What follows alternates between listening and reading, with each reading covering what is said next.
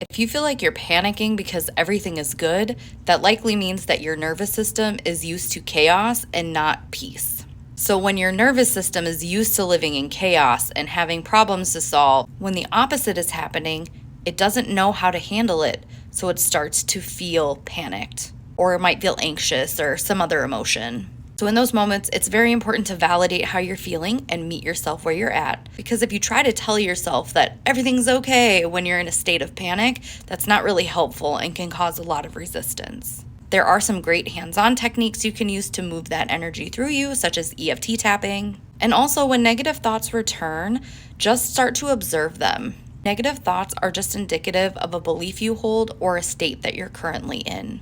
And when you start to observe them and not really give them meaning, they'll just float on. But also, you can get in touch with how you feel when those statements are happening. Because when you get in touch with that and you process that emotion, that detaches you from the thoughts anyhow. Also, be mindful that you don't have to be perfect and do things perfectly to manifest what you want. This experience is not linear. So some days you're going to feel really good. Some days you might not feel so great. But it's all about allowing those emotions and processing them, because that's when you really take your power back. You're a human being. You're going to experience fluctuations in emotions and your state of being.